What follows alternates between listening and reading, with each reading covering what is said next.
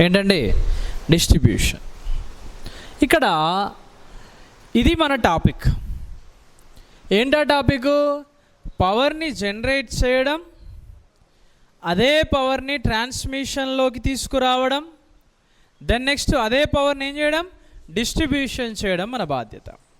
దీని తర్వాత కొన్ని ఎఫెక్ట్స్ ఉంటాయి, వాటి గురించి మనం తర్వాత చూద్దాం. ఏంటిది? ఈ డిస్ట్రిబ్యూషన్ అయిపోయాక ప్రభావాలు ఉంటాయి. మీకు మొత్తంగా మీకు టెస్టులు సుమారుగా 25 టెస్టుల వరకు ఇందులో ప్రొవైడ్ చేయడం జరుగుతుంది. ఇందులో power generation and transmission and డిస్ట్రిబ్యూషన్లో. దీనిలో ఫస్ట్ పవర్ జనరేషన్ అంటే చూద్దాం. బేసిక్స్ తెలవాలి కదా, మినిమం కరెంట్ అఫైర్ తెలవకపోతే ఏమీ రాదు, గుర్తుపెట్టుకోండి. ఏంటది సార్ పవర్ జనరేషన్ అంటే? రెండు పాయింట్స్. పవర్ జనరేషన్స్లో ప్రధానంగా మనం కొన్ని విషయాలు గమనించాలి. పవర్ని పుట్టించాలి. పవర్ని ఏం చేయాలి? పుట్టించాలి. పవర్ని ఏం చేయాలి? పుట్టించాలి. మన సిలబస్ ప్రకారం పవర్ని ఎన్ని రకాలుగా పుట్టిస్తామో ఒకసారి చూద్దాం.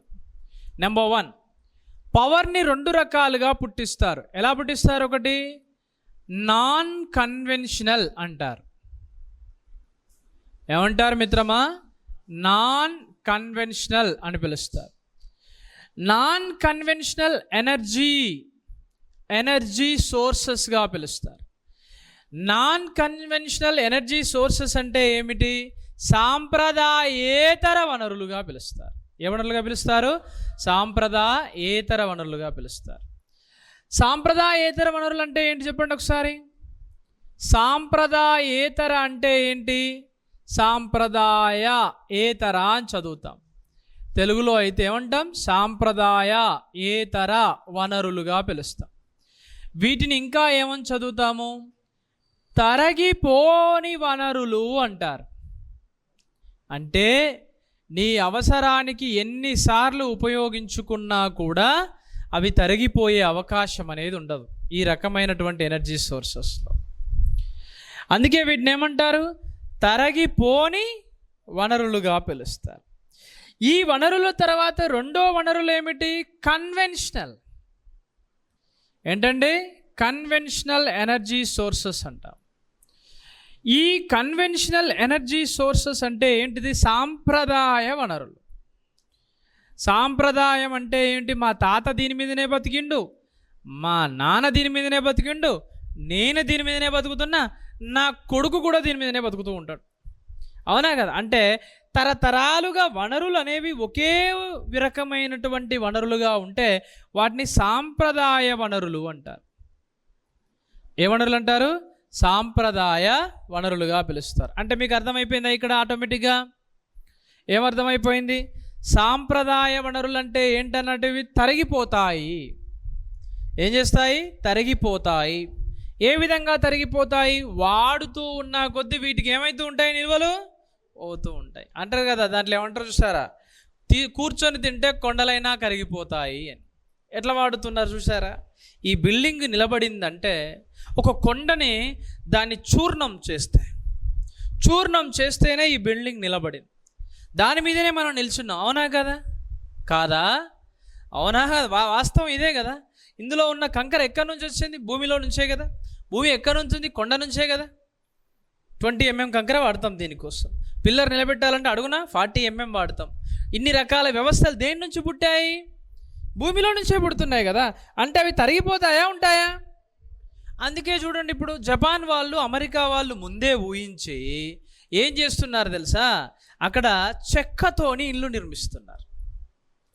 నువ్వు ఒక మొక్కని పుట్టించవచ్చు, కానీ కొండను పుట్టించగలుగుతావా? పుట్టించలేవు. మీరు ఎప్పుడైనా వర్షాకాలంలో ఆ సమ్మక్క సారలమ్మకి వెళ్ళిపోతూ ఉంటే ఆ యొక్క మేఘాలను టచ్ అయినట్టుగా, ఆ మేఘాలు అనేవి కొండలను టచ్ అయినట్టుగా పక్కపక్కనే ఉంటాయి చూడండి. అంత ఎత్తైనటువంటి కొండలు. అంటే ఎందుకు నీకు అక్కడ టచ్ అయినాయి అంటే అది సముద్రానికి ఎలా ఉంది? అది లోతట్టు ప్రాంతం, గోదావరి కదా, అక్కడ ఉన్నటువంటి ప్రాంతం కాబట్టి నీకు మేఘాలు టచ్ అయినట్టుగా ఉంటాయి. అంటే వనరులు అనేవి కూడా కరిగిపోతూ ఉంటాయి. అడుగుతూ ఉంటాడు వాడు. కొంతమంది అహం బాగా పెరిగిపోతూ ఉంటుంది. ఏ విధంగా పెరుగుతుందంటే నా అంతటోళ్ళు లేడనిపిస్తూ ఉంటుంది. నువ్వెంత, నీ బతికెంత, నువ్వెంత, ఈ విశ్వంలో ఒక ధూళి కణమంతా కూడా కాదు. ఒక ధూళి రేణువుకు ఉన్నటువంటి జీవిత కాలం కూడా మనకు ఉండదు. ఉంటుందా? నువ్వు ఒక బొగ్గును పుట్టిస్తావు, గమనించండి, ఒక బొగ్గును పుట్టిస్తావు, బొగ్గు నుంచి ఏమొస్తుంది? బూడిద వస్తుందా రాదా? ఆ బూడిద యొక్క వయస్సు ఎంత తెలుసా?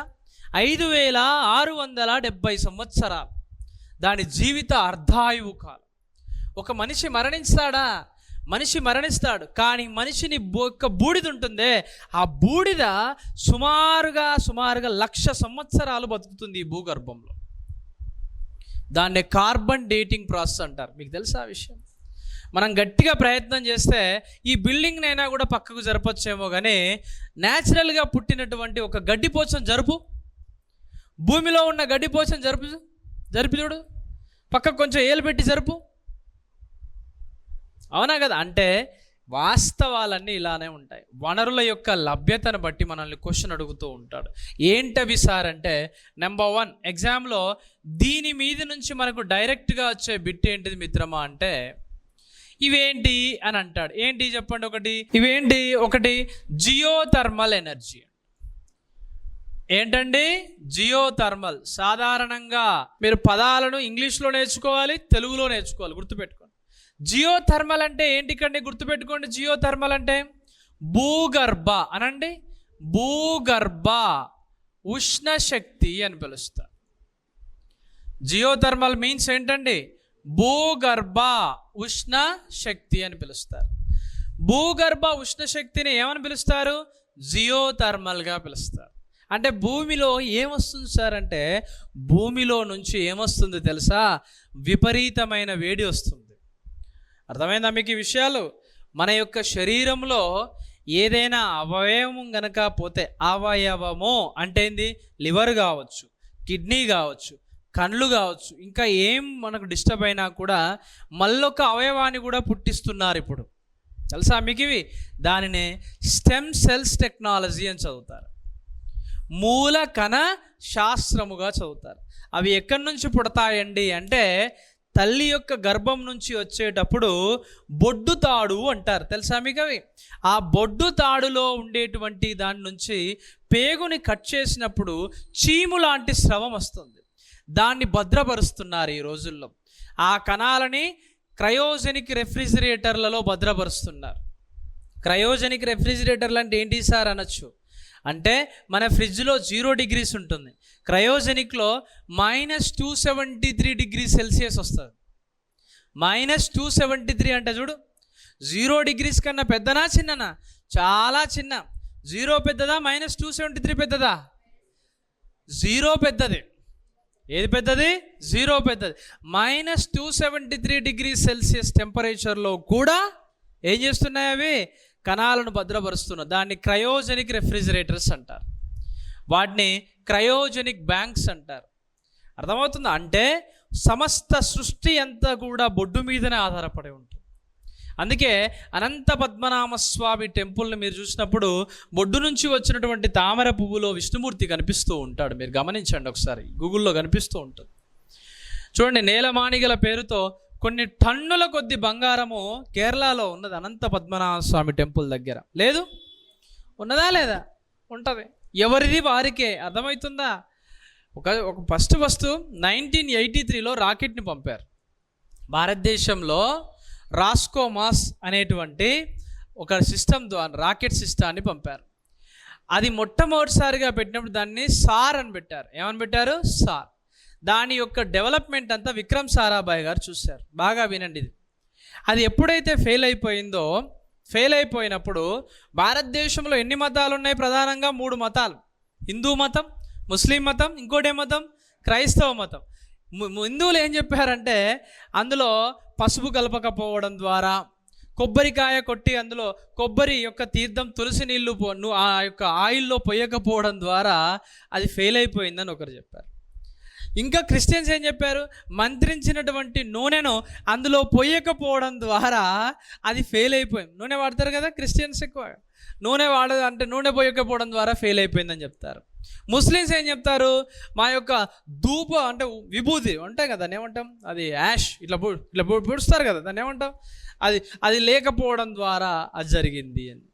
అంటే చూడండి, ఎవరి తరపున వాళ్ళు బరాబరే. కానీ ఫెయిల్ అయిపోయినటువంటి రీజన్స్ ఏమిటి?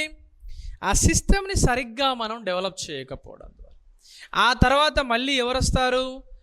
అబ్దుల్ కలాం గారు వచ్చి రాకెట్ని మళ్ళీ ఏ విధంగా చేయాలి, ఏ విధంగా దీంట్లో అవేంటి లోపాలు ఉన్నాయని అంటే ఐడెంటిఫై చేసి దాన్ని డెవలప్ చేయడం జరిగింది. ఎవరు? ఏపీజే అబ్దుల్ కలాం. అందుకే మీరు సాధారణంగా చాలా వరకు చూస్తూ ఉంటారు, కృత్రిమ ఉపగ్రహము ఇవన్నీ కూడా రావాలి మీకు కూడా జిఎస్ పరంగా. అంటే ఇక్కడ భూగర్భంలో కూడా ఉష్ణశక్తి ఉంది, మనకు గద బొడ్డుతాడులో ఉన్నట్టుగా. అర్థమవుతుందా? అంటే ఆ స్టెమ్ సెల్స్ నుంచి ఇప్పుడు పిండాలను కూడా ఉద్భవింపజేస్తున్నారు, పూర్తి పిల్లలను తీసుకొస్తున్నారు. దాన్ని క్లోనింగ్ అంటారు. తెలుసా మీకు అది? క్లోనింగ్. శరీరంలోని ఏదైనా ఒక కణాన్ని నుంచి నాస్టీజ్ వర్మసార్ని తయారు చేయొచ్చు.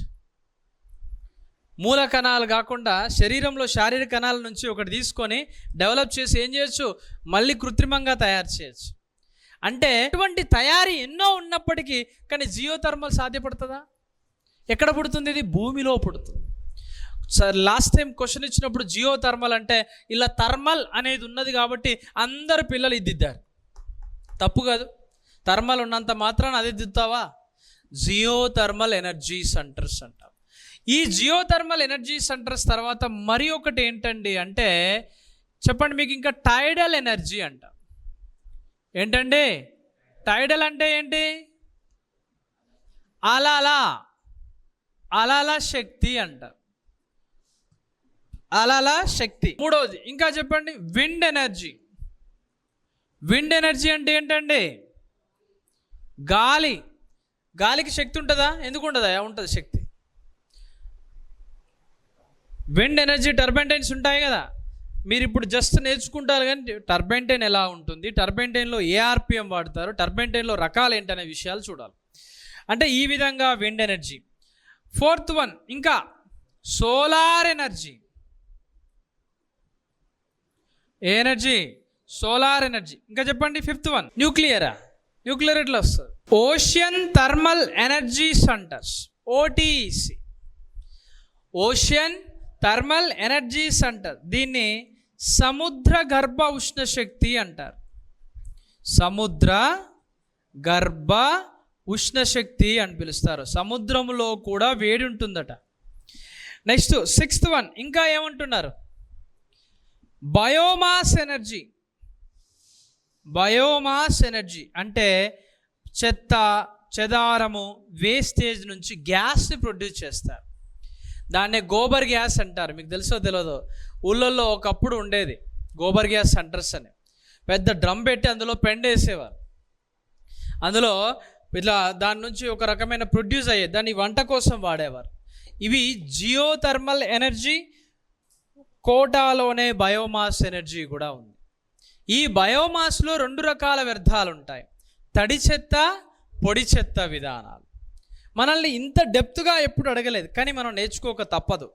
ఏమి ఆల్టర్నేటర్స్ వాడుతారు, అవి ఎంత ఆర్పిఎంతో తిరుగుతాయి, అవి ఏ విధమైనటువంటి ఎఫర్ట్ సామర్థ్యాన్ని చూపుతాయి అనేది డిసైడ్ చేస్తాయి.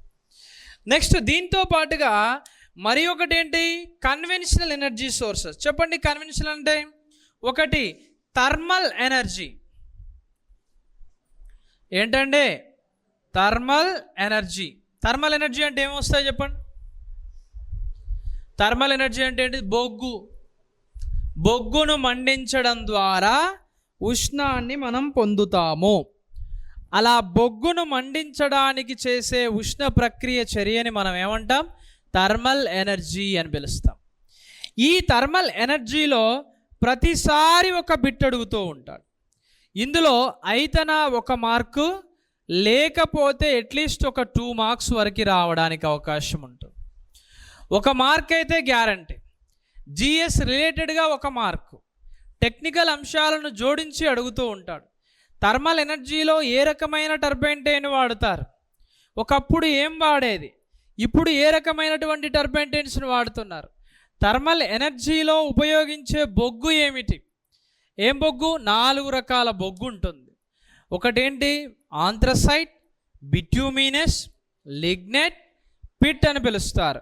ఆ యొక్క బొగ్గు నుంచి వచ్చేటువంటి కెలోరిఫిక్ వాల్యూస్ దేనిలో ఎక్కువగా ఉంటాయి, ఏ రకమైనటువంటి బొగ్గుని మన దేశంలో ఉపయోగిస్తున్నారు అనే దాని మీద జిఎస్లో 1 మార్కు గ్యారంటీగా అడుగుతాడు, టెక్నికల్లో 2 మార్కులు, అంటే ఓవరాల్గా అయితేనా 2 మార్కులు లేదా 2+1 ఎంత 3 మార్కులు అడగడానికి ఆస్కారం ఉంటుంది. తర్వాత ఇంకొక విషయం ఏంటండి అంటే hydro power plants, hydro power plants అంటాం, జల విద్యుత్ కర్మాగారాలు అంటాం. ఏ విద్యుత్ కర్మాగారాలు? జల విద్యుత్ కర్మాగారాలు. జల విద్యుత్ కర్మాగారాలు అంటే ఏమిటి? నీటిని ఆధారంగా చేసుకొని ఉత్పత్తి అవుతుంటాయి. సార్ మరి ఇప్పుడు హైడ్రో పవర్ ప్లాంట్స్లో ఇక్కడ మనకి కన్వెన్షనల్ నాన్ కన్వెన్షనల్ పరంగా మనం చూస్తే సార్ ఇక్కడ మళ్ళీ నీరు పుడుతుంది కదా, పుట్టని అన్నీ తరిగిపోని అన్నీ నాన్ కన్వెన్షనల్లో చేర్చారు, తరిగిపోయేటివన్నీ ఇందులో చేర్చారు. అంటే వాడుతూ ఉంటే వాటి నిల్వలు అనేవి ఏమవుతాయి? తగ్గుతూ ఉంటాయి. వాడుతూ ఉంటే వాటి నిల్వలు అనేవి ఏమవుతాయి? ఏమాత్రం ఉండవు, మళ్ళీ ఏం చేస్తూ ఉంటాయి? పుడుతూ ఉంటాయి. మరి ఇటువంటి సందర్భంలో హైడ్రో పవర్ ప్లాంట్ని సార్ ఇందులో ఉంచాలి కదా, ఇందులో అయితే కాలానుగత ప్రక్రియలకు మినహాయిస్తే ఈ వర్షాకాలంలో డ్యామ్ నిండింది, మళ్ళీ వర్షాకాలం దాకా వెయిట్ చేయాలా లేదా? అంటే కాలానుగత ప్రక్రియలు గనక మినహాయిస్తే వర్షము డ్యాము పరంగా భౌతికంగా ఆలోచిస్తే దీన్ని ఏ కోటాలో చేర్చాలి? Non conventional. కానీ అప్పుడే పుడుతుందా నీరు? ఊరుతుందా? ఊరదు కదా. అందుకే దీన్ని ఏమంటాం? Hydro power plant. దేంట్లో చేర్చారు? ఇక్కడ కన్వెన్షనల్ ఎనర్జీ సోర్సెస్. ఇది గుర్తుపెట్టుకోండి. రెండో విషయం, ఈ కన్వెన్షనల్ ఎనర్జీ సోర్స్లో మనకి ఏమేమి చదవాలి సార్? నెంబర్ 1, దీంట్లో వచ్చేటువంటి ఏంటండి అంటే టర్బైన్స్. ఏంటి అండి? టర్బైన్స్. టర్బైన్స్ 2 రకాలుగా ఉంటాయి. ఒకటి రియాక్షన్ టర్బైన్, రెండోది ఇంపల్స్ టర్బైన్. అనండి, రియాక్షన్ టర్బైన్, ఇంకోటి ఏంటిది? Impulse turbine. మళ్ళీ ఇంపల్స్ టర్బైన్ టైన్స్లో పెల్టాన్ వీల్ అనేది ఒక రకం. రియాక్షన్ టర్బైన్ టైన్లో మళ్ళీ క్యాప్లాన్, ప్రొపెల్లర్, దాంతో పాటుగా ఈ ఫైర్ డ్రాగన్ లాంటి టర్బైన్ టైన్స్ కూడా కనిపిస్తూ ఉంటాయి. అంటే ఇక్కడ మీకు టర్బైన్ టైన్స్ విషయానికి వచ్చినప్పుడు ఈ టర్బైన్ టైన్ల మీద మనల్ని బిట్ అడుగుతాడు. ఎత్తులో నుంచి నీరు పడుతూ ఉంటే ఒక టర్బైన్ టైన్ వాడాలి, కింది నుంచి నీరు ఇట్లా సమానంగా పారుతూ ఉంటే ఒక టర్బైన్ టైన్ వాడాలి, కొంచెం మధ్యస్థ ఎత్తులో నుంచి కనుక వాడితే దాన్ని ఇంకొక టర్బైన్ టైన్ వాడాలి అని మనకు ఇండికేట్ చేయడానికి ఉపయోగిస్తారు. ఇది వెరీ ఇంపార్టెంట్. ఏంటిది? టర్బైన్. టర్బైన్ టైన్స్తో పాటుగా హైడ్రో పవర్ ప్లాంట్లో మెయిన్గా ఉపయోగపడే వాటిని ఏమంటారంటే పార్ట్స్ అంటారు, భాగాలు అంటారు. భాగాలు ఏమేం భాగాలు ఉపయోగిస్తారు అంటే వాడు ఏమంటాడు? పెన్ స్టాక్ని దేనికోసం ఉపయోగిస్తారు అంటాడు. దేనికోసం ఉపయోగిస్తారు పెన్ స్టాక్ని? వాటర్ హెమరింగ్ ప్రభావాన్ని తగ్గించడానికి పెన్ స్టాక్ని ఉపయోగిస్తారు. దేన్ని ఉపయోగిస్తారు? వాటర్ ఎమరింగ్ ప్రభావాన్ని కలిగించడానికి పెన్ స్టాక్ను ఉపయోగిస్తారు. అది తీసేయాలంటే ఎవరు తీసేస్తారు? సర్జ్ ఛాంబర్ తీసేస్తుంది. ఓకే, అంటే దీంట్లో భాగాలను బట్టి రావాల్సింది. అంటే ఇక్కడ మనకి చూడండి, ఇక్కడ హైడ్రోలైటిక్ పవర్ స్టేషన్స్ లోపల ప్రధానంగా ఏ పరిస్థితుల్లో ఏ రకాలైనటువంటి ఒత్తిడులు ఉంటాయి. నార్మల్గా మన ఇంట్లో కూడా హైడ్రో పవర్ ప్లాంట్ని ఏర్పాటు చేయవచ్చు. దాని యొక్క ఆర్పిఎం మనకు సెట్ అయిపోవాలి. దేని ఆర్పిఎము? ఆ జనరేటర్ యొక్క ఆర్పిఎం లేదా ఆల్టర్నేటర్ యొక్క ఆర్పిఎం అనేది మనకు సెట్ అవ్వాలి. అలా సెట్ అయ్యే విధంగా ఉపయోగిస్తారు. నెక్స్ట్ ఇక్కడ చూడండి, ఇక్కడ రెండో విషయం, ఈ యొక్క హైడ్రో పవర్ స్టేషన్స్ ముఖ్యం. భారతదేశంలో ఎన్ని హైడ్రో పవర్ ప్లాంట్స్ ఉన్నాయి అనే విషయం మనకు అనవసరం. కానీ ప్రధానంగా నువ్వు ఉన్న రాష్ట్రం ఏంటిది? తెలంగాణ. ఈ తెలంగాణ అనే టీజీ కదా ఇప్పుడు వచ్చింది. నెక్స్ట్ ఇక్కడ చూడండి, హైడ్రో పవర్ ప్లాంట్స్. దీని తర్వాత మనకి ఉండేది ఏంటి మిత్రమా అంటే న్యూక్లియర్ పవర్ ప్లాంట్స్ అని పిలుస్తారు. ఈ న్యూక్లియర్ పవర్ ప్లాంట్లో ఏ ఇంధనాన్ని ఉపయోగిస్తున్నారు, ఏ రకమైనటువంటి ఇంధనాన్ని మనం వాడుతున్నాం, అటువంటి ఇంధన ఉత్పాదకత సామర్థ్యం అనేది ఏ విధంగా ఉంటుంది అంటే న్యూక్లియర్ పవర్ ప్లాంట్ అనేది మన దేశంలో ఉన్నదా? లేదు. కానీ దీని మీద క్వశ్చన్ అడిగాడు. ఏమడిగాడు? 2018 ఎన్పిడిసిఎల్లో జిఎస్లో ఒక క్వశ్చన్ అడిగాడు. దీన్ని దృష్టిలో పెట్టుకొని జిఎస్కి వచ్చిండు. మళ్ళా ఏమడిగిండు? ఐఏఈఏ అన్నాడు. ఐఏఈఏ అంటే ఏంటి? ఇంటర్నేషనల్ అటామిక్ ఎనర్జీ ఏజెన్సీ అంటారు. ఏమంటారు నాన్న? ఇంటర్నేషనల్ అటామిక్ ఎనర్జీ ఏజెన్సీ అంటారు. దాన్ని ఏమంటారు? ఐఏఈఏ. ఐఏఈఏ అనేది దేనికి సంబంధించింది? న్యూక్లియర్ పవర్ ప్లాంట్కి సంబంధించి. దేనికి సంబంధించింది? న్యూక్లియర్ పవర్ ప్లాంట్కి సంబంధించింది. అంటే ఇప్పుడు చూడు ఒకసారి, న్యూక్లియర్ పవర్ ప్లాంట్ కోసం ఇప్పుడు చూడండి, ఇజ్రాయిల్ ఉంది, పాలస్తీనా ఉంది. ఇజ్రాయిల్కి పాలస్తీనా, ఇజ్రాయిల్ అనేది మిషనరీ పరంగా చాలా స్ట్రాంగ్గా డెవలప్ అయింది. సముద్రం యొక్క నీటిని వ్యవసాయానికి పనికిరాదు, కానీ ఆ సముద్రం యొక్క నీటిని చూడండి వాళ్ళు ఏం చేస్తున్నారో, వ్యవసాయానికి పనికొచ్చే నీటిగా మార్చి సముద్రంలోనే మొక్కలు పెంచుతున్నారు. ఎకరాల కొద్ది విస్తీర్ణంలో సముద్రంలోనే మొక్కలను పెంచుతున్నారు. అంటే టెక్నాలజీ పరంగా ఎంత డెవలప్ అయింది. అటువంటి దేశము ఇప్పుడు పాలస్తీనా మీద విరుచుకుపడింది. ఒక రకంగా చెప్పాలంటే మనం చాలా అదృష్టవంతులు తెలుసా. మీరు కొట్టండి ఒకసారి, పాలస్తీనా క్రైసిస్ అని కొట్టండి, ఒక్కొక్కడికి బొక్కలు బయటికి తేలుతున్నాయి తిండి లేక. ఒకప్పుడు బాడీ బిల్డర్లుగా ఉన్నాడు, వాడు ఇప్పుడు ఉత్త స్కెల్టన్ లాగా తయారైపోయాడు తిండి లేక. వారానికి ఒక పూట భోజనం చేయడానికే కష్టమవుతుంది వాళ్ళ పరిస్థితి. అది ఎంత దరిద్రమైనటువంటి అంశం గమనించండి ఒకసారి. మరి ఎందుకు ఈ పరిస్థితి వచ్చింది అంటే, ఇజ్రాయిల్కి తెలియకుండా పాలస్తీనా వద్ద అణు ఆయుధాలను బాగా ఏర్పాటు చేసుకుంటుంది. ఆ ఇరాక్ మరియు పాలస్తీనాల మీద ఇజ్రాయిల్ దండయాత్ర చేసింది. దానికి ఎవరు వత్తసు పలికారు? ఈ ట్రంప్కు వత్తసు పలికి. ఎంత దారుణమైనటువంటి పరిస్థితి చెప్పండి. అంటే అక్కడ ఉన్నటువంటి ప్రజల యొక్క సమస్యలు జీవన్మరణ సమస్యల్లోకి పడేసిన గొప్ప ఘనత డొనాల్డ్ ట్రంప్దే. ఎంత గొప్ప వ్యక్తి. ఇప్పుడు చూడు వాడి మీదే పడుతున్నాడు. ఓకే, చూస్తున్నారా పేపర్ రోజు? సార్ భారతదేశం మీద పడితే మనకేం సార్ అంటే అది మన దేశం కాదా అంటాడు నాతోనే. సంఘటనలో ఒక విషయం ఇష్యూ అయ్యేటప్పుడు, కేరళలో రేప్ జరిగితే తెలంగాణకి ఏం సార్ సంబంధం అంటాడు. అరే కేరళ ఎక్కడుందిరా? ఇక్కడే కదరా ఉండదు, పక్కపుంటే అది మన దేశమే కదా. అటువంటి దేశంలో మన దేశంలో జరిగిన సంఘటన రేపు మన ఊర్లో మన వాడలో జరగదని గ్యారంటీ ఉన్నది, అవునా కదా? మనం ఏమనుకుంటాం చెప్పు? ఏదో అనుకుంటాం. అందుకే డొనాల్డ్ ట్రంప్ చూడండి ఒకసారి, ఇండియా మీద విరుచుకుపడుతున్నాడు. ఎందుకు తెలుసా మీకు? ఊళ్ళల్లో ఏం చదువుకొని ముసలోని అడిగినా చెప్తారు, కానీ మీరు చెప్పలేకపోతున్నారంటే మీరు చదువుకొని వేస్ట్. పేపర్ చదవకపోతే మీకు 15 మార్కుల జిఎస్ ఎలా చేయగలుగుతారు చెప్పండి? ఆ పేపర్లో జిఎస్ ఇంపార్టెంట్ బిట్స్ కూడా పడతాయి తెలుసా. హిస్టరీ అని, పాలిటీ అని, జిఎస్ ఇంపార్టెంట్ బిట్, అవి కూడా కట్ చేసుకొని దగ్గర పెట్టుకోవాలి. 5 రూపాయలు పెట్టి కొంటే ఏమైనా అవుతుందా? ఎన్ని ఖర్చు పెడతలేం? 5 రూపాయలు పెడితే 6 రూపాయలు పెడితే పేపర్ వస్తుంది. కానీ పేపర్ చదవకుండా మీరు సక్సెస్ అవుతారంటే అస్సలు కాదు. గుర్తుపెట్టుకోండి. మీరు రేపు ఉద్యోగం వచ్చినాక కూడా సబ్స్టేషన్కి పోయి మొదటగా చేసేది ఏంటిది? పేపర్ చదవడం. సబ్స్టేషన్కి ఒక పేపర్ వస్తుందా రాదా? ఏం పని లేకపోతే ఏం చేస్తావు? అలా బొమ్మలు గీసుకుంటూ కూర్చుంటాం. ఈ రోజులలో మనం ఒకప్పుడు పేపర్లు చదివేది, ఇప్పుడు మనం ముఖాలన్నీ టీవీలకు పెట్టే బదులుగా ఫోన్లకు పెడుతున్నాం, అవునా కాదా? అంటే న్యూక్లియర్ పవర్ ప్లాంట్స్ యొక్క అంశాన్ని ఇప్పుడు తెర మీదకి తీసుకురావడం గొప్ప విషయం. మనం ఎందుకు వెనకడిగేయట్లేదు? రష్యా అనేది 1952 నుంచి భారతదేశంలో సంలీనమైనటువంటి దేశం. అంటే మనం అంటే రష్యా అంటే అది. మన పవన్ కళ్యాణ్ చూడరాదు, రష్యా అమ్మాయిని తీసుకొచ్చుకున్నాడు, అవునా కదా? ఇప్పుడు ఉన్నటువంటి పరిస్థితుల్లో రష్యా అనేది భారతదేశం కనుక రష్యా కనుక మద్దతు ఇవ్వకపోతే తల్లి పాలు తాగి తల్లికి ద్రోహం చేసినట్టు అవుతుంది. అర్థమవుతుందా? ఇది మనల్ని కాపాడిన దేశం ఏంటిది? రష్యా.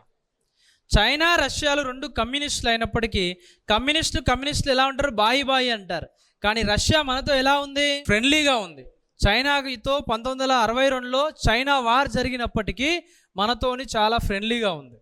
ఆయుధాలు, మిషనరీస్ ఇప్పటికీ సప్లై చేస్తుంది. ఆ యొక్క రష్యా భారత్ కలిపినటువంటి మిసైలే బ్రహ్మోస్ మిసైల్. ఇవి రావాలి బిట్లు. దాన్నే ప్రపంచంలోనే ఫాస్టెస్ట్ మిసైల్ అంటాం. ప్రపంచంలోనే అత్యంత వేగవంతమైన మిసైల్ ఏంటిది? బ్రహ్మోస్ మిసైల్. అప్పుడప్పుడు అడపా ఇటువంటి జిఎస్ బిట్లు వింటే రేపు ఎగ్జామ్లో వచ్చినప్పుడు అరే మా సార్ అప్పుడు చెప్పినప్పుడు జిఎస్ బిట్ వచ్చింది అని దిద్దడానికి అవకాశం ఉంటుంది. బ్రహ్మోస్ మిసైల్. బ్రహ్మ అంటే బ్రహ్మపుత్ర నది, మోస్ అంటే మాస్కో నది. బ్రహ్మపుత్ర నది మాస్కో నదిల కాంబినేషన్ మీద వచ్చిన మిసైల్ బ్రహ్మోస్. మన దేశంలో కాదు ప్రపంచంలోనే ఫాస్టెస్ట్ మిసైల్ ఏంటది? బ్రహ్మోస్ మిసైల్. అంత గొప్ప చరిత్ర ఉన్న దేశం ఏంటిది? భారతదేశం. అటువంటి న్యూక్లియర్ పవర్ గురించి నువ్వు తెలుసుకోవాలంటే దాని బ్యాక్గ్రౌండ్ హిస్టరీ కూడా తెలుసుకోవాలి. తెలుసుకోకుండా ముందు సినిమా ఏదో అర్థం కాకుండా 10 నిమిషాలు 15 నిమిషాల తర్వాత వచ్చినాక అది ముందేం జరిగిందని పక్కని అడిగితే వాడు ఏమంటాడు? ఒక చూడు అంటాడు. అవునా కదా? అవునా కదా? అంటే ఇక్కడ కాన్సెప్ట్ ఈజ్ కాన్సెప్ట్. అంటే ఇక్కడ అందుకే పవర్ ప్లాంట్ ప్రొడక్షన్ పరంగా భారతదేశంలో న్యూక్లియర్ ఉత్పాదనలో 8.8 గిగావాట్ల సామర్థ్యంలో ఉంది. డాటా మారింది, మార్చుకోవాలి. మీరు పుస్తకాలు కొనుక్కున్న వాళ్ళందరూ కూడా డాటా మారుతూనే ఉంటుంది. ఇంకా నోటిఫికేషన్ డిలే అయిందనుకో ఇంకా మారుతూ ఉంటుంది. 8.8 గిగావాట్స్ అంటే అర్థమైందా? ప్రస్తుతం 2025 జూన్ వరకే, జూలై కూడా అనలే, జూలై కాదు, జూన్ డాటా వరకే దేశంలో న్యూక్లియర్ పవర్ యొక్క ప్రొడక్షన్ ఎంత? 8.8 గిగావాట్లు. 8.8 గిగావాట్లు. Sir next conventional energy sources. Energy సోర్సులు అండి కన్వెన్షనల్ అంటే ఏంటిది? ఇవి నాన్ రెన్యూవబుల్.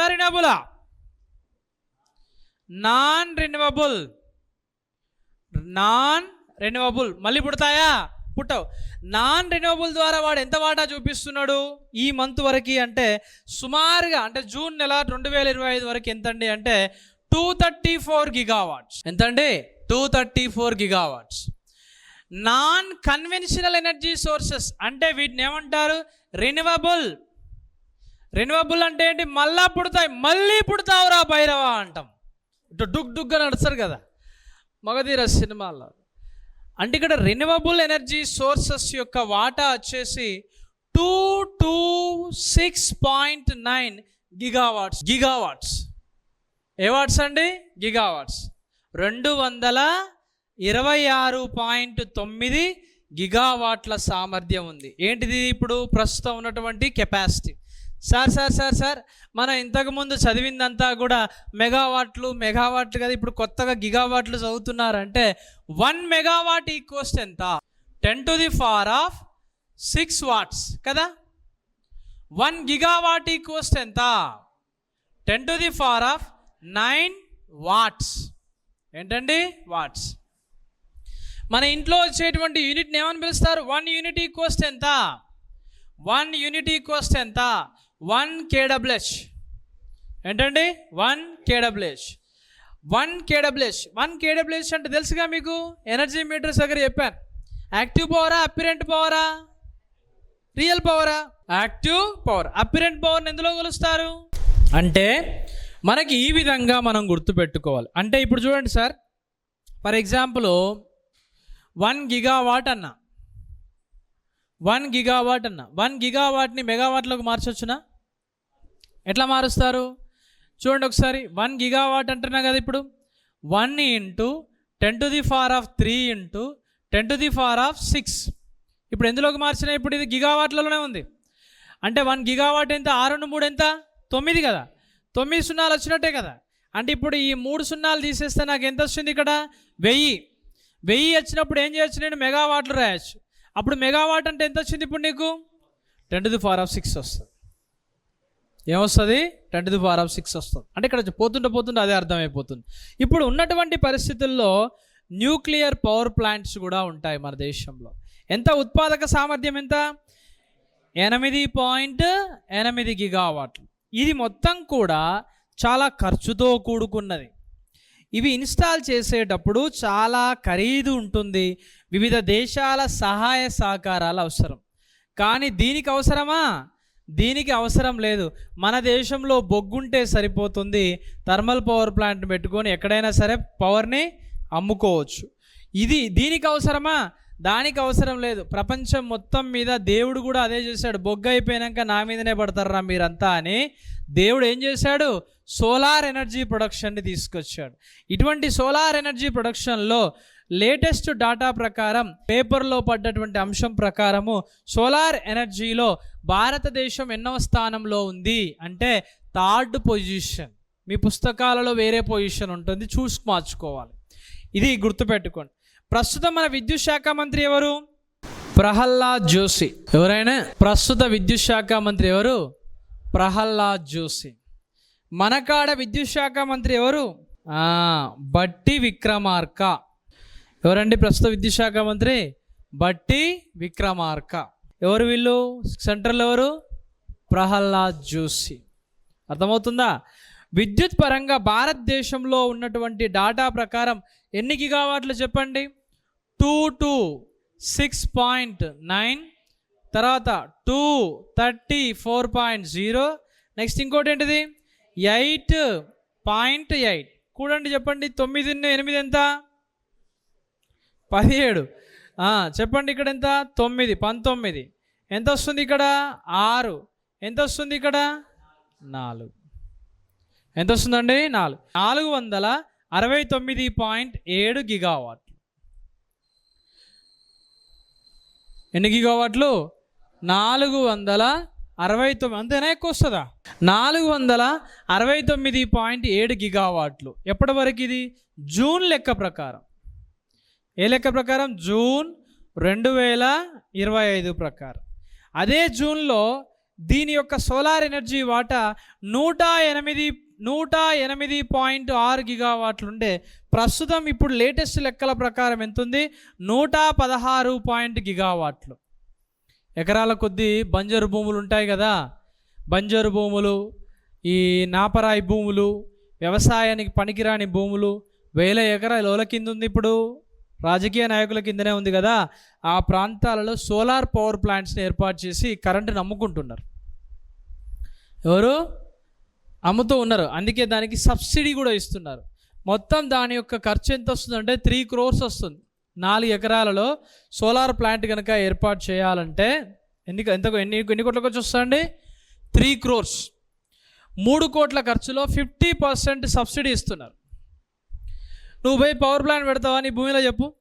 మీ నాన్న దగ్గరికి పోయి నీకున్న ఎకరంలో 2 ఎకరాలలో డాడీ వ్యవసాయం ఎవడు చేస్తాడు, మనం ఒక పవర్ ప్లాంట్ పెడదాం, సోలార్ పవర్ ప్లాంట్, మా సార్ 50% వస్తాడు అని చెప్పిండు అనుకో, ఏంద్రా అని చూస్తాడు ఇట్లా పైనుంచి కిందకి.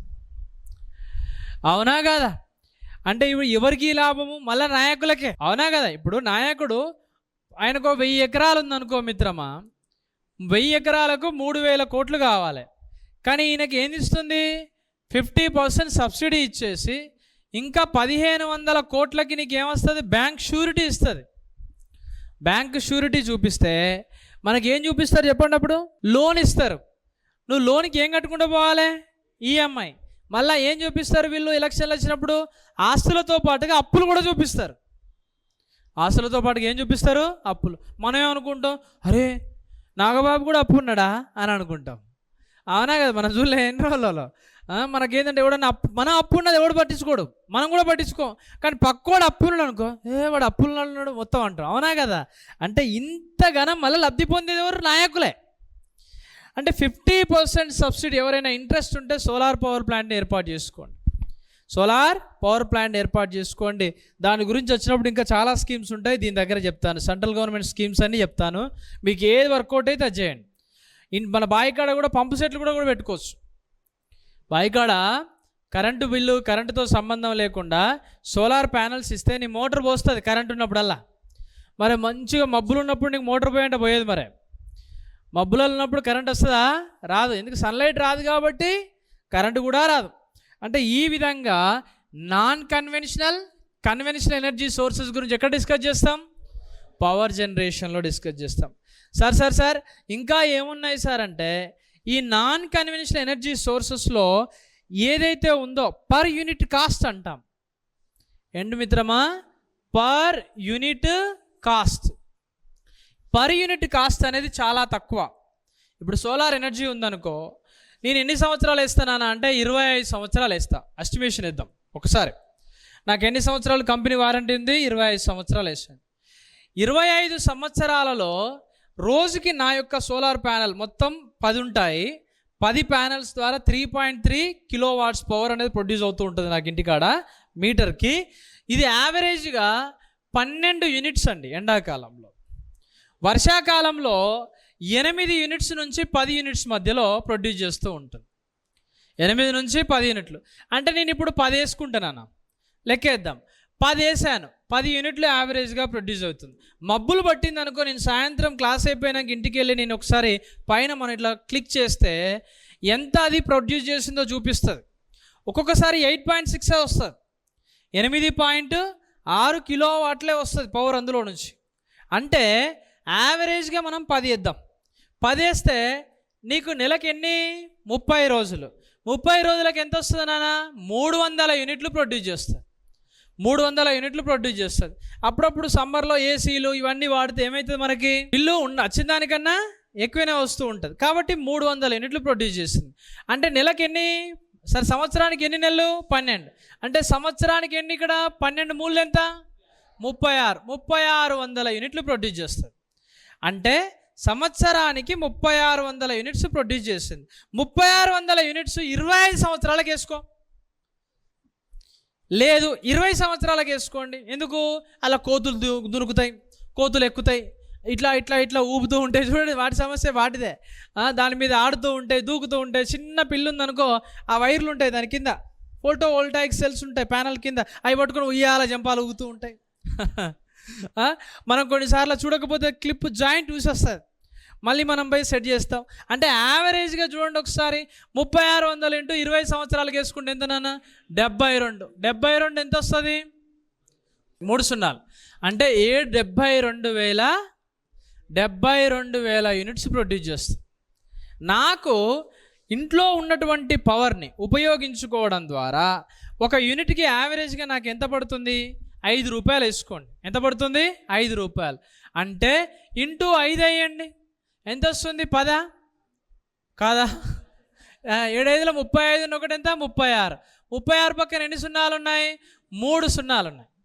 అంటే ఎంత అయింది ఇప్పుడు? 3,60,000. నేను సేవ్ చేసుకునేది ఎంత? 3,60,000. అర్థమైందా? కానీ 3,60,000లో నాకు వచ్చే బెనిఫిట్ ఏంటండి అంటే, సరే ఇప్పుడు ఎన్ని యూనిట్లు? మనకు 300 యూనిట్లు నేను వాడుతున్నాం. 300 యూనిట్స్ నేను వాడుతున్నాను అంటే 300 యూనిట్స్ నేను గవర్నమెంట్కి ఎక్స్పోర్ట్ కూడా చేస్తూ ఉంటాను.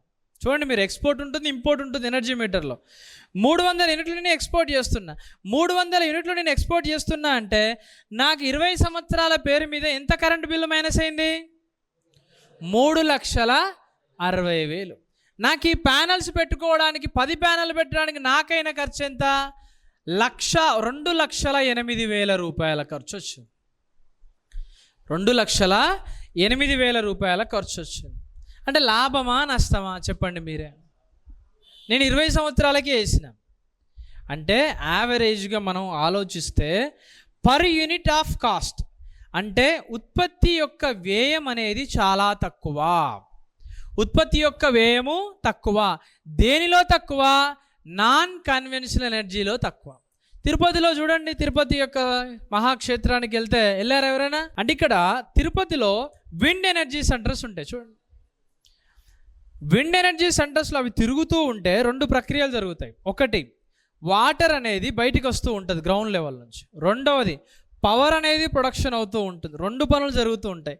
ఆ వాటర్ అనేది 24 గంటలు వాటర్ ఉంటుంది పైన. ఆ పైన కొండ మీద వాడినటువంటి వాటర్ అంతా కూడా ఎడిగిపోతూ ఉంటుంది.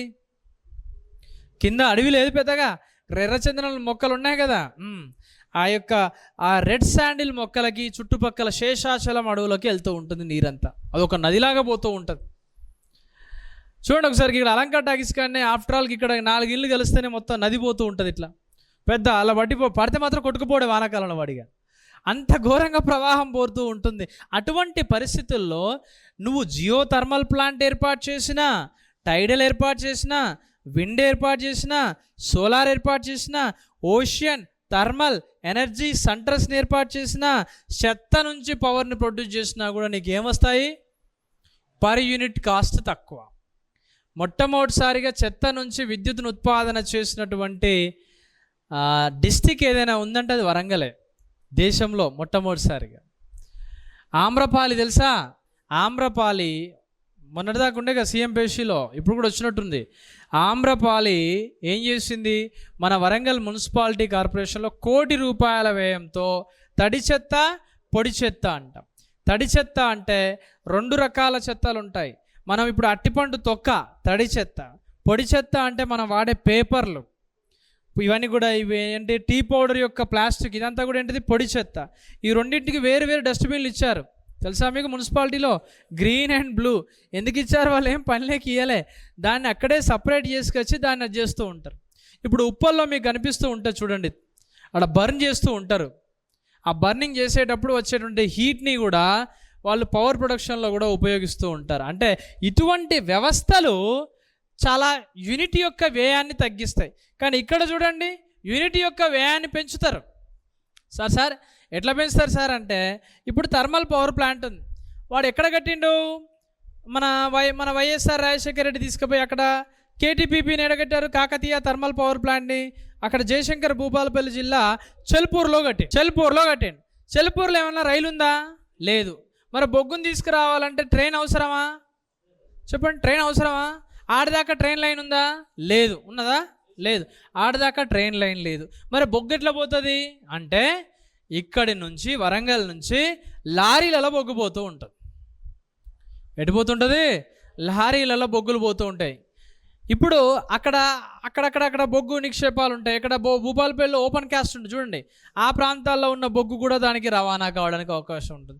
మరి ఇక్కడ ఏమున్నదని కట్టింది మన KCR? Yadadri thermal power plant 4000 మెగావాట్లతో. ఎస్టిమేషన్ అనేది 50,000 కోట్లు అయితే, అంచనా దాటిపోయి దాదాపుగా 150,000 కోట్లు అప్పు చేసి దాని మీద 150,000 కోట్ల రూపాయలు తీసుకొచ్చి పెట్టింది. ఒక యూనిట్ని ప్రొడ్యూస్ చేయడానికి అయ్యే పవర్ అంటే కాస్ట్ ఎంత తెలుసా? 8 రూపాయల 60 పైసలు. ఒక యూనిట్ని అమ్మితే గవర్నమెంట్కి వచ్చే కాస్ట్ ఎంత తెలుసా? 5 రూపాయల 60 పైసలు. అంటే ఎంత నష్టము? 3 రూపాయల నష్టం. 3 రూపాయల నష్టం. 3 రూపాయల నష్టం అంటే ఎట్లా పెరిగిపోయింది సార్ నష్టము? ట్రైన్ల యొక్క ద్వారా బొగ్గు వాడడం, లారీల ద్వారా తీసుకెళ్ళడం, ఇలా రవాణా వ్యయమే ఎక్కువ. అడుగుతాడు నేను క్వశ్చన్, బేసికల్ క్వశ్చన్, ఏ రకమైనటువంటి పవర్ ప్రొడక్షన్లో ట్రాన్స్పోర్టేషన్ ఎక్స్పెండిచర్, రవాణా వ్యయం అత్యధికంగా ఉంటుంది అంటే ఏంటది? Thermal power plant. ఏదది? Thermal power plants. ఖచ్చితంగా నదులు ఉండాలి, నీరు ఎక్కువగా ఉండాలి. ఉండాలా ఉండద్దా? ఎందుకు ఉండాలి? ఎందుకు ఎక్కువ ఉండాలి నీళ్ళు? నీళ్ళు ఎందుకు ఉండాలి? ఖచ్చితంగా కన్వీనియంట్గా ఉండడం కోసం ఉండాలి. నీళ్ళు లేకుండా అయితే ఉండదు కదా పరిస్థితి. అయితే ఇటువంటి పరిస్థితులు హైడ్రో పవర్ ప్లాంట్, గమనించండి క్వశ్చన్ ఎలా అడుగుతాడు, ఏ రకమైనటువంటి ఎనర్జీని కాలుష్య రహిత విద్యుత్ ఉత్పాదనగా పిలుస్తారు అంటాడు. హైడ్రో పవర్ ప్లాంట్ అంటే దానివల్ల ఎవరికైనా నష్టం ఉందా? దాని నుంచి ఏమైనా బొగ్గు వస్తుందా? దాని నుంచి ఇంకేమైనా వస్తుందా? ఏమీ రాదు. కానీ కొంతమందికి నష్టమే హైడ్రో పవర్ ప్లాంట్ వల్ల. ఏంటది? కరువు వచ్చినప్పుడు పనిచేయదు, కొత్తగా ఫ్యాన్ కూడా పనిచేయదు, దోమలం కొట్టుకోవడానికి కూడా పనిచేయదు టర్బైన్. కరువు వచ్చినప్పుడు చూడండి, కరువు రాదంటారా? ఏదో ఒక రోజు వస్తుంది. ఇప్పుడు ప్రస్తుతం భారతదేశంలో కాదు, ప్రపంచం మొత్తం మీద మీరు స్కూల్ బుక్స్ నుంచి చదివినప్పుడు ఏమని చదువుతారు? 3 భాగాలు నీరుంది, 1 భాగం మాత్రమే భూభాగం ఉంది అని చదువుతారు. మరి 3 భాగాల నీటిలో ఎప్పుడైనా ఇంకొక భాగం పెరిగిందని చదివారా? చదవలే. అంటే కొన్ని సంవత్సరాల, లక్షల సంవత్సరాల తర్వాత మొత్తం భూమి మీద ఏమవుతుంది? నీరే అయిపోతుంది. గోదావరి నది పరిసర ప్రాంతాలలో ఆదిలాబాద్ కావచ్చు, వరంగల్ కావచ్చు, కరీంనగర్, పెద్దపల్లి కావచ్చు, దాంతోపాటుగా జయశంకర్ భూపాలపల్లి కావచ్చు, ఖమ్మం కావచ్చు, కొత్తగూడెం కావచ్చు, ఇక్కడే ఎందుకు బొగ్గుంది చెప్పండి? ఇక్కడనే ఎందుకు బొగ్గుంది? అదంతా భూమి కాదా? అదంతా కాదా? మరి ఇక్కడ భారతదేశంలో లభించే ప్రధానమైనటువంటి బొగ్గు ఏంటిది? Bituminous coal, second grade of coal. దాని గురించి డిస్కస్ చేయాలి. బెస్ట్ గ్రేడ్ ఏంటిది? ఆంథ్రసైట్. ఆంథ్రసైట్ అనేది అత్యధికంగా ఏ దేశంలో ఉంది? ఆస్ట్రేలియాలో ఉంది. మేలు రకం బొగ్గు అంటాం ఆంథ్రసైట్, వైజాగ్ స్టీల్ అంటాం. ఇప్పుడు మీరు ఎప్పుడైనా బిల్డింగ్ కట్టేటప్పుడు ఐరన్లో చాలా రకాలు ఉంటాయి చూడండి. నార్మల్ ఐరన్ ఉంటుంది, తిరుమల టీఎంటీ అని చదువుతూ ఉంటారు మీరు. రాధా టీఎంటీ అంటారు, వాడు ఆ రానాగడ అడ్వర్టైజ్ అంటాడు. అంటే ఈ టీఎంటీల కన్నా జేఎస్డబ్ల్యూ, టాటా స్టీల్ అనేది చాలా పవర్గా ఉంటుంది. తెలుసా మీకు ఈ విషయం? ఏదైనా ఇనుమేగా ఎయ్ అని అంటాం అనుకో, అది కలవదు ముచ్చట. నీళ్ళు కాబట్టి నువ్వు జాగ్రత్తగా కట్టుకోవాలి. అంటే ఇనుములో కూడా రకాలు ఉంటాయి. దేని బట్టి ఉంటాయి? It is content of carbon. అర్థమైందా? కార్బన్. మనిషి నువ్వు ఎలా నిలుచున్నావు, నీ బలం ఎవరి వల్ల వచ్చిందంటే, నేను తింటే బలం వచ్చిందంటే అది నీ మూర్ఖత్వం, నీ బొక్కల బలం. అర్థమైందా? నీ బొక్కల బలం. 10 రోజులు తినకుండా బంద్ ఎట్లయితే మనం మనసులో అంతే కదా నీరసించిపోతామో. అంటే ఐరన్లో ఉండేటువంటి ప్రధానమైన బలం కార్బన్, బొక్కల్లో ఉండేది కూడా కార్బన్. కాల్షియం కార్బోనేట్ అని చదువుతాం, కాల్షియం ఫాస్ఫేట్ అని చదువుతాం. అంటే ఈ 2 లక్షణాలు ప్రమాదకరమైనటువంటివి. అందుకే మేలు రకమైనటువంటి బొగ్గు ఏంటిది? ఆంథ్రసైట్ బొగ్గుని JSWలో టాటా స్టీల్స్లో వాడతారు. వాళ్ళకు బొగ్గు ఇక్కడ నుంచి రాదు, ఆస్ట్రేలియా నుంచి ఇంపోర్ట్ చేసుకుంటారు, దిగుమతి చేసుకుంటారు. వైజాగ్ స్టీల్ ఫ్యాక్టరీ ఉందా ఇక్కడ మనకు ఏపీలో? వైజాగ్ స్టీల్ ఫ్యాక్టరీ నుంచి వచ్చేటువంటి బొగ్గు కూడా అదే. అంటే స్టీల్ ఫ్యాక్టరీ అంటే వైజాగ్ స్టీల్ అంటే దాని పేరు మీదనే ఉంటుంది, అంటే దాని పేరు మీద ఉంటుంది వైజాగ్ స్టీల్ అని. కానీ కొన్ని కంపెనీస్ ఏం చేస్తాయంటే వాళ్ళకి కావలసిన కంటెంట్ని వాళ్ళు ఇచ్చేసుకొని కొద్ది రోజులు ఆ ప్లాంట్ను వాడుకుంటారు. ఇప్పుడు వాడు ఇల్లు కట్టింది ఒకడు, వాడేది ఎవలం? మనం. ఆయన వచ్చి ఇక్కడ ఉంటలేడు కదా, ఓనర్ ఉంటలేడు కదా. అటువంటి పరిస్థితులు ఉంటాయి. అందుకే స్టీల్లో మాత్రమే ఆంథ్రసైట్ని వాడతారు. మన దేశంలో దొరికే బొగ్గంతా కూడా బి గ్రేడే. మన దేశంలో దొరికే బొగ్గంతా ఏంటిది? బి గ్రేడే. బి గ్రేడ్ అంటే ఏంటి తెలుసా? Second grade. మనం ఎప్పుడైనా సెకండ్ గ్రేడే. గమనించండి సార్. ఇండియాలో ఏంటంటే, ఇండియాలో చేసేటువంటి సాఫ్ట్వేర్ ఎంప్లాయీస్లో 2 కీస్ వాడతారు, Ctrl+C Ctrl+V. తెలుసా మీకు ఇది? అర్థమైందా? మ్యాక్సిమం సాఫ్ట్వేర్ ఇంజనీర్ అంటారు కదా, వాడు 30,000 40,000 50,000 సంపాదిస్తుంటారు కదా, వాళ్ళంతా కూడా స్కిల్స్ నేర్చుకోకుండా కేవలం Ctrl+C ద్వారా కాపీ చేయడం, Ctrl+V ద్వారా పేస్ట్ చేయడం చేస్తూ ఉంటారు. తీరా కొద్ది రోజులకు మనం వెనక్కి తిరిగి చూసుకుంటే ఏమీ ఉండదు, కేవలం Ctrl+C Ctrl+V మాత్రమే ఉంటుంది. కానీ అప్డేషన్ అనేది లేకపోతే, ఎవడైనా అప్డేషన్ లేకపోతే భరిస్తాడా? ఎవరు భరించరు. అటువంటిది పూర్తి స్థాయిలో థర్మల్ ఎక్స్పాన్షన్లో మనకు కనిపిస్తూ ఉంటుంది. దీనిలో బొగ్గు పరంగా మనం చూడాలి. మరి గోదావరి ప్రాంతంలో బొగ్గు ఎందుకు ఎక్కువ వచ్చింది చెప్పండి? గోదావరి ప్రాంతంలో బొగ్గు ఎందుకు వచ్చింది? అక్కడ నది పోయేది. ఆ నది పోయేటువంటి ఆ ప్రాంతంలో అక్కడ ఏదైనా సరే సాగుకి ఏం కావాలి? నీరు. దేవుడి యొక్క సృష్టి కూడా చాలా అద్భుతమైనది. ప్రకృతిలో గాలిలో ఉంటే నువ్వు దేని పీలుస్తావు మిత్రమా? ఆక్సిజన్ పీలుస్తావు. అదే నీటి రూపంలో ఏం తీసుకుంటావు మిత్రమా? H2O తీసుకుంటావు. H2O అంటే ఏంటిది? H2O అంటే ఏంటిది? వాటర్. ఇందులో ఏముంది? ఓ లేదు. ఓ అంటే ఎవరు? ఆక్సిజనేనా. ఇందులో O2 అంటే ఎవరు? ఆక్సిజనేనా. ఆక్సిజన్ లేకుండా జీవితం అనేది లేదు. Number point. రెండో విషయం, ఈ ప్రాంతాలలో ఈ నీటి అవసరాల కోసం వాళ్ళు జీవనాన్ని సాగించేవారు. ఇప్పుడు కాదు, కొన్ని లక్షల సంవత్సరాల కింద. ఒక్కసారిగా వచ్చినటువంటి నీటి అధిక ప్రవాహాల వల్ల అక్కడ నివసించే మనలాంటి జీవరాశులు, వృక్ష సంబంధ కలయబరాలన్నీ కూడా ఆ భూమి యొక్క గర్భంలో పడిపోయి దాని మీద మట్టి కప్పబడ్డాయి. దాదాపుగా 3,58,000 సంవత్సరాల తర్వాత అక్కడ తవ్వితే మనిషి బొగ్గును కనుక్కున్నాడు. ఆ బొగ్గుని మనం ఫస్ట్ ఎప్పుడు ఇంట్రడ్యూస్ చేసాము? 1920లో బయటకు వెలికి తీసాం బొగ్గుని. 1920 అంటే అప్పుడు మన మోడీ ఉన్నాడా? పుట్టిండా మోడీ? మరే మోడీ తాత కూడా పుట్టలే. 1920 సంవత్సరంలో. ఈ 1920 సంవత్సరంలో దేని ఏర్పాటు చేశారు? SCCL, సింగరేణి కాలరీస్ కంపెనీ లిమిటెడ్ని ఏర్పాటు చేశారు. ఈ ఏర్పాటు చేసి దీని యొక్క ప్రధాన కార్యాలయం ఎక్కడుంది? ఇల్లంద. ఎక్కడుంది ఇది? కొత్తగూడెం. ఏ గూడెం?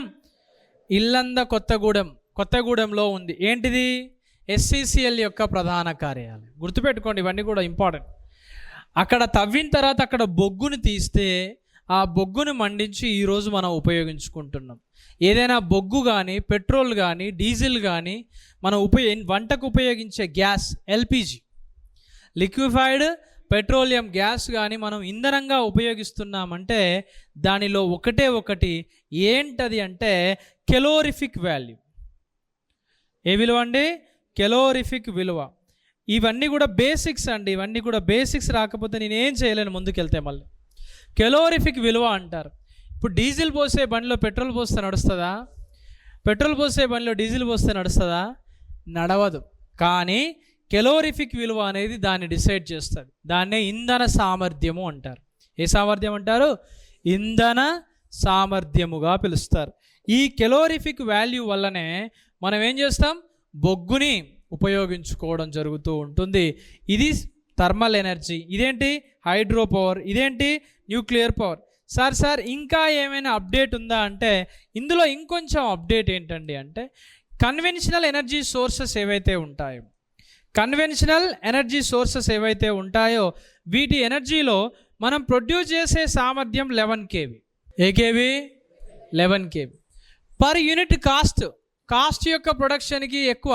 ఇక్కడ రూపాయిన్నర పడితే ఇక్కడ ఎంత పడుతుంది? 8 రూపాయలు పడుతుంది. మన యాదాద్రి మహిమలో ఎంత పడుతుంది? 8 రూపాయలు పడుతుంది. అంటే కన్వెన్షనల్ ఎనర్జీ సోర్సెస్లో మనం ఎంత ప్రొడక్షన్ చేయొచ్చు? 11 kVని ప్రొడక్షన్ చేయొచ్చు. బట్ నాన్ కన్వెన్షనల్లో ఎంతండి? 1 kV బిలో. 1 kV కన్నా తక్కువ అంటే 1000 volts. కే అంటే 3 సున్నాలు కదా? కాదా? కే అంటే 3 సున్నాలు కాబట్టి 1000 voltsలో మనం పవర్ని ప్రొడక్షన్ చేయడానికి అవకాశం ఉంటుంది. కానీ ఇక్కడ చూడండి ఒకసారి, దీంట్లో 3.3 kVని వాడచ్చు, 33 kVని వాడచ్చు. పెద్ద ప్లాంట్లు 32.2 kVని వాడచ్చు. ఇలా నెంబర్ ఆఫ్ కేవీస్లలో కూడా మనం ఏం చేయొచ్చు? ప్రొడ్యూస్ చేయొచ్చు. సరే, మరి ఆల్టర్నేటర్స్ యొక్క ప్రత్యేకత ఏంటండి అంటే, మనం ఉపయోగించేటువంటి ఈ కన్వెన్షనల్ ఎనర్జీలో మనం సింక్రోనస్ ఆల్టర్నేటర్స్ని ఉపయోగిస్తాం. నాన్న? సింక్రోనస్ ఆల్టర్నేటర్స్ని ఉపయోగిస్తాం. దేంట్లో? Conventional energy సోర్సెస్లో. ఆల్టర్నేటర్ అంటే ఏమిటి? It can be produces at fixed frequency. ఏదైతే ఫిక్స్డ్ ఫ్రీక్వెన్సీని కనుక ప్రొడ్యూస్ చేస్తుందో దాన్ని ఏమని పిలుస్తారు? ఆల్టర్నేటర్ అంటాం. పోయినసారి క్వశ్చన్ వచ్చింది, 2019లో రాయించాను. ఆల్టర్నేటర్లు అంటే ఏమిటి? ఏవైతే ఒకే రకమైన పౌనపుణ్యాన్ని ఉత్పత్తి చేస్తాయో వాటిని ఏమని పిలుస్తారు? ఆల్టర్నేటర్లు అంటారు. ఆల్టర్నేటర్లో ఇండియా మొత్తం కూడా ప్రొడ్యూస్ చేసే ఎన్ని యూనిట్స్ అండి? ఎంత ఫ్రీక్వెన్సీ? 50 హెర్ట్జ్. 60 హెర్ట్జ్ లేదు నాది ఖమ్మం, మాకు కొంచెం తక్కువ దొరుకుతాయి, 20 హెర్ట్జ్లకే ప్రొడ్యూస్ చేస్తాడు. నడుస్తుందా? ఏ ఆల్టర్నేటర్ అయినా ఇండియాలో పనిచేయాలంటే ఎంత ప్రొడ్యూస్ చేయాలి? అమెరికాలో 60 హెర్ట్జ్ ఉపయోగించారు. ఇప్పుడు వీడికి రండి, నాన్ కన్వెన్షనల్ కాడికి రండి. నాన్ కన్వెన్షనల్లో ప్రత్యేకత చెప్పండి. నాన్ కన్వెన్షనల్ ఏంటిది? సింక్రోనస్ వాడితే ఇక్కడ ఏ సింక్రోనస్ లేదా అసింక్రోనస్ అంటారు. సింక్రోనస్ కాని మిషన్స్ని ఉపయోగిస్తారు. ఫ్రీక్వెన్సీ మెయింటైన్ అవుతుందా? నో, మెయింటైన్ కావాల్సిన అవసరం లేదు. కానీ ఇక్కడ మనం ఉపయోగించేదానికి వోల్టేజ్ పరంగా ఇది 1 kV బిలో ఉంటే ఇక్కడ ఎంత ఉందండి? 11 kV అండ్ ఎబో ప్రొడక్షన్ అనేది దీంట్లో ఉపయోగిస్తారు. దేంట్లో? కన్వెన్షనల్. మరి కన్వెన్షనల్ బెటరా, నాన్ కన్వెన్షనల్ బెటరా చెప్పండి? కన్వెన్షనల్ బెటరా, నాన్ కన్వెన్షనల్ బెటరా చెప్పండి? నాన్ కన్వెన్షనల్ మంచిది. అందుకోసమే గ్రీన్ ఇండియా ప్రాజెక్టులు చేపట్టారు. దాన్ని ఏమని పిలుస్తారంటే, దాన్ని సహజ వనరుల మంత్రిత్వ శాఖ అంటారు.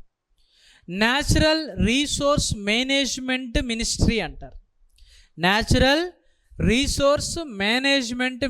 అంటారు. అలా సహజ వనరుల ద్వారా ఉత్పత్తి దేని ద్వారా సాధ్యము? ఒక గాలి ద్వారా, ఒక అలల ద్వారా, ఒక సముద్రములో ఉండే ఉష్ణము వల్ల, సూర్యుని యొక్క ఉష్ణోగ్రత వల్ల, భూమి నుంచి వచ్చే ఉష్ణోగ్రత వల్ల, మరియు చెత్త నుంచి వచ్చే సేకరణ వల్ల ఉత్పత్తి అవుతుందన్న లక్ష్యంతో న్యాచురల్ రీసోర్స్ మినిస్ట్రీ అనేది ఈ ఉత్పాదక వనరులని బాగా ప్రోత్సహిస్తుంది. దానికి భారీగా సబ్సిడీలు కూడా ఇస్తుంది. ఇది గుర్తుపెట్టుకోండి. అర్థమైందా? ఏంటిది? ఏ ఆపరేషన్ ఇది అంటే, ఇప్పుడు ఒక్కొక్క దాని గురించి మర్త పెట్టిపోవాలిగా. థర్మల్ పవర్ ప్లాంట్ ఏంటి, అందులో ఏం బొగ్గు వాడతారు, ఏ రకమైన బొగ్గు వాడతారు, ఆ బొగ్గును వాడితే ఏమొస్తుంది, థర్మల్ పవర్ ప్లాంట్లో మరి బొగ్గు నుంచి దుమ్ము వస్తుంది, ధూళి వస్తుంది, పొగ వస్తుంది, దాన్ని వేరు చేసేది ఎవరు, వేరు చేసిన తర్వాత దాన్ని చల్లబరిచేది ఎవరు? అంటే చల్లబరిచిన దాన్ని వేడి చేసేది ఎవరు? బాయిలర్ ఏం చేస్తుంది? కండెన్సర్ ఏం చేస్తుంది? సూపర్ హీటర్లు ఏం చేస్తాయి? ఎకనామైజర్, విన్నారు ఎప్పుడైనా పేర్లు ఇవి? ఎకనామైజర్ ఏం చేస్తుంది? తర్వాత ఫైనల్గా ఇందులో ఉపయోగించేటువంటి టర్బైన్ ఏం వాడతాం? లాస్ట్కి ఏమొస్తుంది, బిల్ ఎక్కడ వస్తుంది అనే దాని దాకా నేర్చుకోవాలి. అర్థమైందా? ఇది పెద్ద టాస్క్. ఇదేంటిది? థర్మల్ ఎనర్జీ లేదా థర్మల్ పవర్ ప్లాంట్ అని పిలుస్తారు. అర్థమైందా? It is only introduction. Non conventional, conventional అనే రెండు రకాలుగా ఉంటాయి. దీన్ని మనం పవర్ జనరేషన్లో మనం ఏర్పాటు చేసుకోవాలి. జనరేషన్ అనేది రెండు రకాలుగా బిట్లు వస్తాయి. జిఎస్ రిలేటెడ్గా వస్తుంది, రెండవది టెక్నికల్ రిలేటెడ్గా కూడా మనకు బిట్ వస్తూ ఉంటుంది. దీని తర్వాత ఉండేది ఏంటిది? ట్రాన్స్మిషన్ ఎన్ని రకాలు? రెండు రకాలు. Primary transmission, secondary transmission. Primary transmission ఎక్కడ స్టార్ట్ అవుతుంది? ఈ జనరేటింగ్ స్టేషన్స్ వద్ద స్టార్ట్ అవుతుంది. ఎక్కడ ఎండ్ అవుతుంది? దాన్ని తీసుకొచ్చి దాన్ని స్టెప్ డౌన్ చేసేదాకా ఎండ్ అవుతుంది. స్టెప్ డౌన్ చేసిన తర్వాత దాన్ని ఏం చేస్తాం? ఇప్పుడు ఫర్ ఎగ్జాంపుల్ ఇక్కడ ఏంది, ఇక్కడ గమనించండి, ఇక్కడ ఏమి ఎనర్జీ ప్రొడ్యూస్ చేయాలి? 11 kVని ప్రొడ్యూస్ చేయాలి. 11 kVని మరి నాకు 11 kV ఇచ్చిండు కదా అని జేబులో పెట్టుకుని అది తత్తదా? దాన్ని స్టెప్అప్ చేయాలి. ఏం చేయాలి? స్టెప్అప్ చేయాలి. ఎంతకు స్టెప్అప్ చేయాలి? అప్ టు 760 kV వరకు కూడా చేస్తారు. 440, 132 kV లైన్ అని చదువుతుంటాం మనం ట్రాన్స్మిషన్లో. అక్కడి వరకు చేస్తారు. ఆడి నుంచి మళ్ళీ ఎక్కడికి వస్తుంది? నీకు దగ్గరలో ఉన్న స్టేషన్కి వస్తుంది. దాన్ని సెకండరీ ట్రాన్స్మిషన్ అంటాం. సెకండరీ ట్రాన్స్మిషన్లో ఏం వాడతారు? Delta star. ఈ ప్రక్రియలో మనకి ట్రాన్స్ఫార్మర్లను ఉపయోగించి ఇంత వోల్టేజ్ని ఏం చేస్తారు? 33 kVకి స్టెప్ డౌన్ చేస్తారు. ఈ 33 kV లైన్ మన సబ్ స్టేషన్ దాకా వస్తుంది, మన ఇంటి దాకా. అర్థమైందా? మన ఇంటి దాకా వచ్చేస్తుంది. వీటి దాకా వచ్చినాక ఇక్కడ ఏంటిది? ఇది 33 kV. 33 kV కాస్త ఏంటిది? ఇక్కడ 11 kVగా మారుతుంది. అంటే ఈ ప్రాసెస్ని మనం ప్రైమరీ డిస్ట్రిబ్యూషన్ అంటాం. ఈ 11 kVగా ఎప్పుడైతే మారుతుందో దీంతో పాటుగా ఏమొస్తుంది? RYBతో పాటుగా ఒక న్యూట్రల్ బయలుదేరుతూ ఉంటుంది. దాన్ని 3 phase 4 wire సిస్టమ్ అని చదువుతాం. సరే, దాని గురించి వచ్చినప్పుడు మనం చూద్దాం. ప్రస్తుతం ఉన్నటువంటిది మాత్రం ఇది. ఓకే, చలో రైట్. అర్థమైందా? మళ్ళీ చెప్పనా? మీరు ఇప్పుడు ఏం నేర్చుకున్నారు? క్వశ్చన్స్ బిట్టు ఎట్లా అడుగుతాడో తెలిసిన వాడు సరిగ్గా ఆన్సర్ చేస్తాడు. బిట్టు ఎట్లా అడుగుతుందో తెలియాలంటే మీరు ఎన్ని క్వశ్చన్స్ వీలైతే అన్ని క్వశ్చన్స్ రాస్తూనే ఉండాలి, చదువుతూనే ఉండాలి. అప్పుడే దానికి న్యాయం దొరుకుతుంది. నువ్వు ఎన్ని చేసినా ఎన్ని బిట్లు చేయాలి? 80 బిట్లు చేయాలి. 80లో ఎన్ని మార్కులు రావాలి? మన టార్గెట్ 65 మార్కులు రావాలి. 65 మార్కుల్లో ఎన్ని రావాలి? 65 మార్కుల్లో జిఎస్లో 15 మార్కులకు 10 కొడతాం ఈజీగా. ఎవరైనా కొడతారు, నువ్వే కాదు. ఏం చదవనోడు కూడా అట్టట్ట పెట్టేసినా కూడా 8 మార్కులు వచ్చేది. మీరు 10 కొడతారు. టెక్నికల్ ఎన్ని కొడతారు? ఒక 50. 65కి 15 పోని 50 కొడతారు. 15 ఎందుకు పోగొడతాం కానీ అట్లా అనుకుంటాం.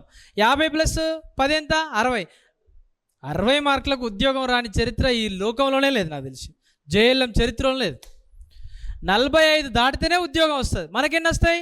60 వస్తాయి. 60 వస్తే ఉద్యోగం వస్తారా? వస్తుంది. అంటే మనం అటువంటి కామన్ ఎర్రర్స్ చేయొద్దంటే బిట్ ఎలా అడుగుతాడో తెలుసుకోవాలి. రెండవది, ఆ బిట్టు మీద నీకు ఎన్ని క్వశ్చన్స్ ఇస్తే అన్ని క్వశ్చన్స్ నీ పేపర్ మీద రాస్తూనే ఉండాలి. అప్పుడే దానికి న్యాయం దొరుకుతుంది. చలో రైడా.